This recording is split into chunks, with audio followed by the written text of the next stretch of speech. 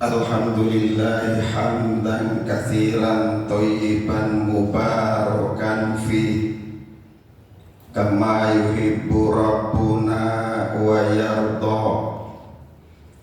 Asyhadu an la ilaha illallah wa asyhadu anna Muhammadar Rasulullah. Allahumma salli wa sallim ala sayyidina Muhammadin wa ala alihi wa ashabihi ajma'in, amma ba'd. Para alim ulama, para tokoh masyarakat, pejabat dan aparat pemerintahan, Ketua DKM Masjid Al-Jihad, Ketua TNI Halim Perdana Kusuma, bapak-bapak, ibu-ibu, para jamaah rahimakumullah. Puji syukur kita panjatkan kehadirat Allah Subhanahu wa ta'ala.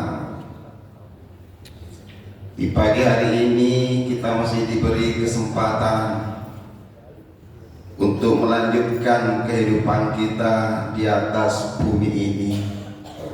Di saat yang sama, begitu banyak saudara-saudara kita yang telah mendahului kita. Semoga dengan kesempatan yang sangat besar ini sepenuhnya dimanfaatkan tidak lain hanya untuk taqarrub dan ibadah kepada Allah Subhanahu wa ta'ala. Salawat dan salam kita kirimkan untuk junjungan Nabi besar kita Muhammad sallallahu alaihi wasallam. Begitu pula kepada keluarganya, sahabat-sahabatnya, tabi'ut tabi'in, dan juga kepada seluruh umatnya. Semoga kelak nanti kita semua mendapatkan syafaatnya. Bapak dan Ibu jamaah yang dimuliakan oleh Allah Subhanahu wa ta'ala, saya ceramahnya selalu tidak jauh seputar tentang masalah Al-Quran saja. Termasuk tema kita pada subuh hari ini adalah hidup bahagia dan mulia bersama dengan Al-Quran. Kenapa harus selalu dengan Al-Quran? Al-Quran adalah mukjizat yang terbesar yang pernah Allah Subhanahu wa ta'ala berikan kepada Nabi dan Rasul. Nabi Ibrahim punya mukjizat hanya untuk Nabi Ibrahim saja. Nabi Musa punya mukjizat hanya untuk Nabi Musa saja. Nabi Isa punya mukjizat hanya untuk beliau saja. Dan sudah berlalu semuanya dan tidak akan lagi bisa digunakan mukjizat itu. Sangat berbeda dengan Al-Quran. Mukjizat ini diberikan kepada Rasulullah Muhammad SAW sekaligus diberikan kepada seluruh umatnya. Kedahsyatan dan kehebatan Al-Quran tidak hanya bisa dirasakan oleh baginda Rasulullah Muhammad SAW. Kehebatan, kedahsyatan Al-Quran juga bisa dirasakan oleh umat manusia, terutama umat Rasulullah SAW. Tidak akan ada kemuliaan dan kebahagiaan kecuali dengan Al-Quran. Hanya dengan Al-Quranlah kita akan bahagia. Dan juga hanya dengan Al-Quran kita akan jadi mulia. Al-Quran turun ke bumi melalui Jibril. Jibril menjadi malaikat yang paling istimewa. Al-Quran turun ke bumi diterima oleh baginda Rasulullah Muhammad SAW, Rasul menjadi nabi yang paling mulia dan paling istimewa. Al-Quran turun di kota Mekah, meskipun tandus, tapi Mekah menjadi kota yang paling mulia dibanding kota yang lain. Al-Quran turun di kota Madinah, Madinah ikut menjadi mulia. Al-Quran turun di bulan suci Ramadan, bulan Ramadan menjadi bulan yang paling mulia dibanding bulan yang lain. Al-Quran turun di malam Lailatul Qadar, maka malam Lailatul Qadar lebih baik daripada 1000 bulan. Al-Quran turun kepada umat Nabi Muhammad, kuntum khaira ummah, kalian adalah umat yang terbaik karena menerima Al-Quran.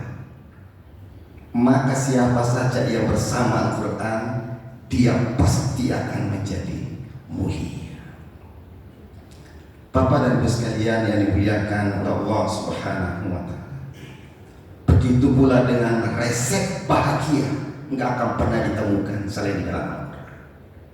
Lihat negara-negara yang maju, yang katanya ilmu pengetahuannya tinggi, teknologinya canggih, mereka kaya, tapi tingkat bunuh dirinya tinggi, tingkat kriminal tinggi. 10 negara paling tinggi bunuh dirinya itu tidak ada negeri muslim. Jepang teknologinya maju, tingkat bunuh dirinya luar biasa. Ada kegelisahan yang mereka tidak temukan di balik mewahnya kehidupan dunia. Ketenangan jiwa tidak bisa dibayar dengan harta, karena dia adanya di dalam hati dan jiwa manusia. Hati dan jiwa hanya bisa tenang jika kepadanya dipenuhi dengan zikrullah, ayat-ayat Allah Subhanahu wa Ta'ala. Siapa suatu kaum berkumpul di rumah dari salah satu rumah-rumah Allah, yadluna kitab Allah wa yatadarasuna bihi illa nazzat alaihimus sakinah, kecuali kepada mereka pasti akan diturunkan di dalam jiwanya ketenangan. Siapa yang membaca Al-Quran dan lalu kemudian memahaminya, dia akan menemukan sebuah ketenangan. Bapak dan Ibu sekalian yang dimuliakan Allah Subhanahu wa Ta'ala, kapan kita bisa merasakan bahagia dan mulia bersama dengan Al-Quran? Oleh ulama disebutkan ada minimal 5 hak Al-Quran yang wajib kita lakukan. Al-Quran punya 5 hak pada kita. Yang pertama adalah mengimani. Dzalikal kitabul la raiba fihi. Iman yang tidak ada keraguan sedikit pun tentang Al-Quran, bahwa dia adalah wahyu dari Allah Subhanahu wa Ta'ala. Sejak awal turunnya Al-Quran sampai hari ini, orang yang tidak suka kepada Al-Quran dan kaum muslimin terus berusaha bagaimana agar kita tidak yakin dengan Al-Quran. Terlalu sulit untuk tidak yakin dengan Al-Quran. Begitu banyak fakta, data, bukti yang tidak bisa terbantahkan bahwa Al-Quran itu wahyu dari Allah Subhanahu wa Ta'ala. Sejak awal Allah sudah menantang, wa in kuntum fi raibin mimma nazzalna ala abdina fa'tu bi suratin min mithli wa da'u syuhada'akum min dunillah in kuntum shadiqin. Gak akan pernah. Jika masih engkau ragu terhadap hamba-Ku, Al-Quran ini turunkan kepada hamba-Ku Muhammad, maka buatlah yang semisal dengan Al-Quran meskipun hanya 1 surah saja. 1 saja. Ajaklah seluruh penolong-penolongmu dari bangsa jin, bangsa manusia yang bisa menolongmu membuat semisal Al-Quran. Faktanya sampai hari ini tidak ada yang sanggup. Ia membuat semisal Al-Quran meskipun hanya 1 surah saja. 1400 tahun lebih yang lalu, ilmu pengetahuan belum berkembang, perguruan tinggi belum ada, Al-Quran sudah ada.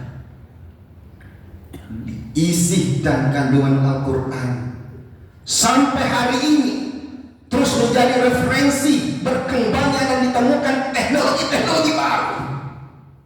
Bagaimana mungkin 1400 tahun yang lalu ada orang yang bisa membuat Al-Quran jika sekiranya itu bukan dari Allah? Manusia siapa 1400 tahun yang lalu yang bisa membuat karya semisal Al-Quran, yang berbicara tentang langit 7, bumi 7, alam gaib akhirat, dan asal usul manusia diciptakan?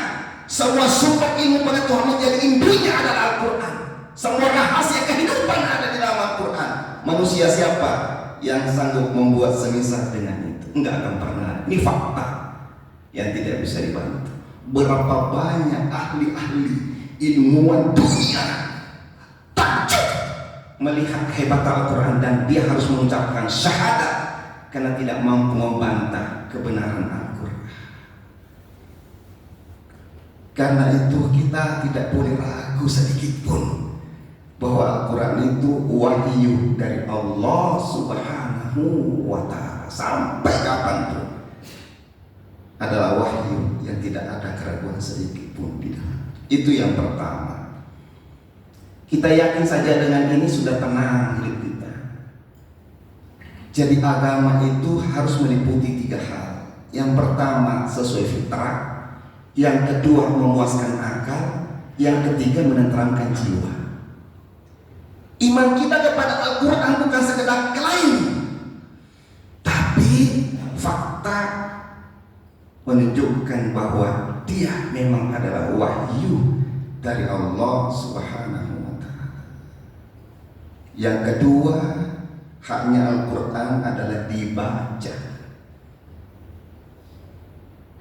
Jemaah yang dimuliakan Allah SWT,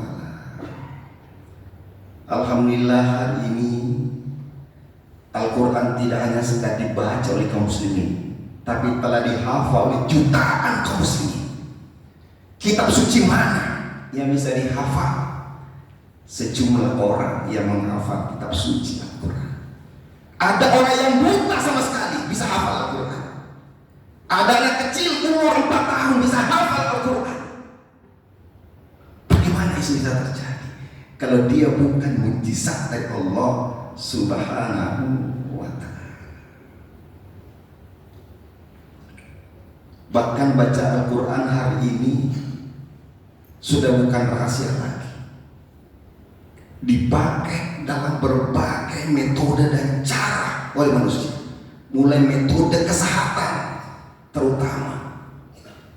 Bahkan kalau bapak dan ibu baca saudara-saudara kita di Gaza itu,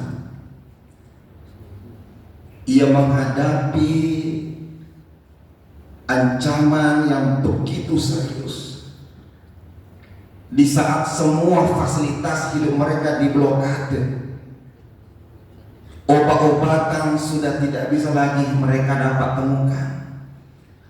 Ketika badan mereka hancur dengan bom, bahkan puing-puing bangunan harus dikeluarkan dari tubuhnya, harus dioperasi dan tidak ada obat bius. Apa yang mereka jadikan obat bius? Membaca Al-Quran. Anas Abu Mus'ab menuturkan bahwa obat kita menghadapi betapa beratnya kehidupan di Gaza tidak lain adalah membaca Al-Quran. Karena itu termasuk salah satu negeri yang memproduksi penghafal Al-Quran yang cukup besar adalah di Palestina, Gaza khususnya. Kerjaan mereka adalah membaca Al-Quran, dan itu rahasia yang buat mereka mampu bertahan meskipun sudah dibombardir dalam waktu yang cukup lama. Konon katanya sekarang 80% sampai 90% bangunan sudah hancur, tapi mereka masih belum juga menyatakan menyerah, masih terus bertahan dengan keimanan dan agama. Jemaah yang dimuliakan Allah SWT, kita ngomong-ngomong tentang baca Al-Quran, kadang juga saya sedih sebetulnya. Bapak tahu Berapa data umat Islam yang tidak bisa baca Al-Quran Indonesia? Menurut BNI Pusat tahun 2019 itu 65%. Menurut Institut Ilmu Quran Jakarta 2022, jumlah umat Islam yang tidak bisa baca Al-Quran 72,25%. Sedih Pak, 72% besar. Dan saya sudah keliling kemana-mana, safari pelatihan guru ngaji. Di setiap saya datang di majelis taklim, di masjid-masjid, di kampung-kampung, saya tanya, memang sungguh sangat memprihatinkan. Karena minat orang menjadi guru ngaji sangat rendah. Di kampung bahkan sudah banyak masjid yang tidak ada guru ngajinya, sehingga anak-anak sekolah kita kalau tidak masuk pesantren pasti tidak bisa baca Al-Quran. Sementara yang masuk pesantren hanya 10% dari jumlah kaum muslimin. Jadi lama-lama nanti yang bisa mengaji itu hanya 10%.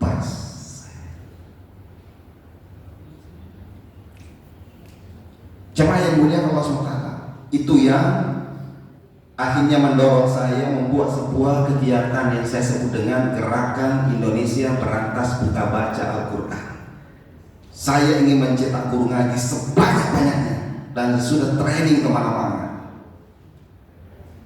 Karena selalu saya penasaran, apa yang membuat kaum muslimin tidak bisa baca Al-Quran? Mahalkah untuk mengaji? Tidak. Di mana-mana TPA itu bayarnya murah. Bahkan saya di mana-mana selalu bilang gratis.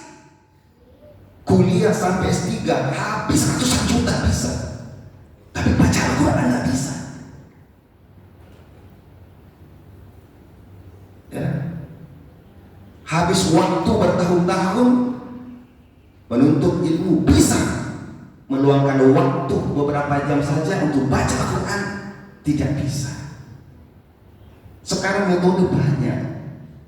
Saya diantaranya salah satu yang saya coba kembangkan untuk membantu kaum muslimin adalah metode cepat bisa baca Al-Quran hanya 8 jam, dari tidak bisa menjadi bisa. Dan saya sudah training guru yang cukup besar, dan insya Allah bulan Ramadan nanti full saya di Sulawesi pelatihan guru metode ini. Saya sampai ke Sulawesi Barat, masuk di pelosok-pelosok, gak ada guru ngaji. Saya tidak tahu kalau di masjid ini kira-kira Pak Ketua DKM sini aman ya, bisa semua insya Allah ya. Amin ya. Tapi sekiranya ada, coba Bapak dan sekalian, Allah beri kita umur 50-60 tahun, rezeki puluhan ratusan juta, meninggal dalam keadaan tidak bisa baca Al-Quran. Apa jawaban kita di hadapan Allah ketika ditanya, kenapa kau tidak bisa baca Al-Quran? Kita jawab apa kira-kira? Bacaan Al-Quran salah satunya akan menjadi syafaat karena nanti ya. Bahkan coba cermati ceramahnya Gus Baha. Gus Baha adalah sebuah ceramah itu jelaskan begini. Ada orang, dia sebetulnya bukan orang yang banyak banget ibadahnya, bahkan dia banyak dosa, tapi dia suka membaca surah Al-Mulk. Sehingga ketika dia meninggal, dosanya ditimbang, dia mesti harus masuk neraka. Dan di saat itu datanglah surah Al-Mulk kepadanya untuk melakukan pembelaan, menghadap kepada Allah, ya Rabb, jika orang ini tidak bisa saya bela, maka keluarkan saya dari Al-Quran, karena orang ini sangat cinta kepada saya. Itu surah Al-Mulk. Itu luar biasa. Di saat amal-amal kita tidak cukup untuk kita hadapkan kepada Allah, ada Al-Quran yang bisa memberikan pertolongan kepada kita, karena Al-Quran dapat memberikan syafaat kepada orang yang menjadi ashabi, orang yang senantiasa menjadi sahabatnya Al-Quran.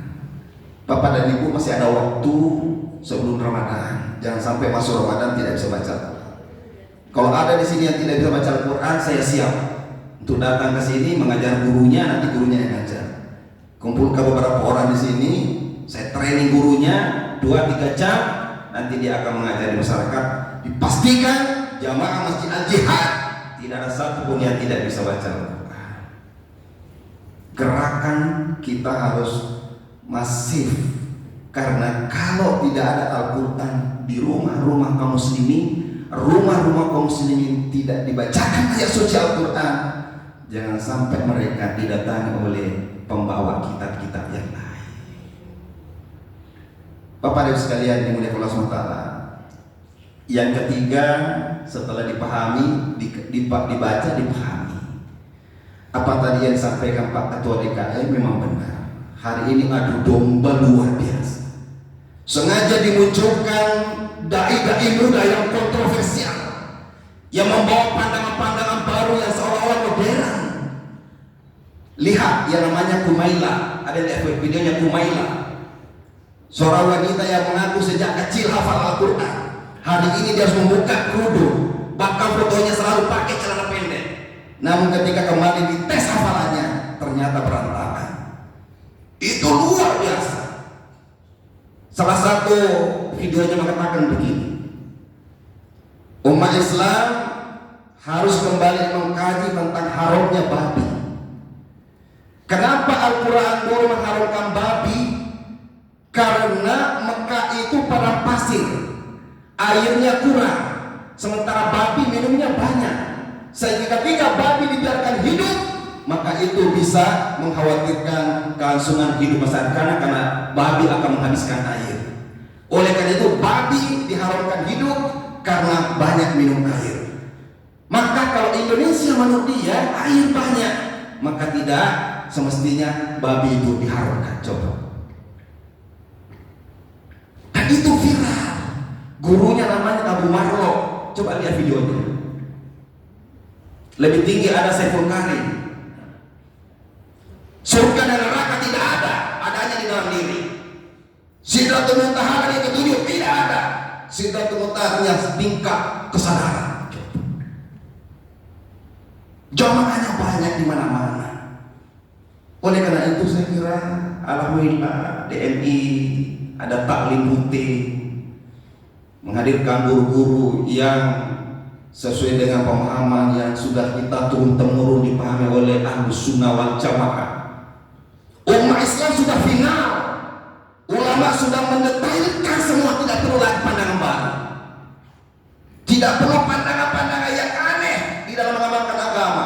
Semua ulama kita sudah bekerja keras, mencetak buku yang banyak, menulis dengan rinci fikihnya, sehingga kita tinggal baca saja, kemudian kita amalkan. Tidak perlu nyeleneh membuat hukum-hukum baru. Hukum yang ada saja tidak bisa kita amalkan semua, ngapain kita cari hukum-hukum yang baru?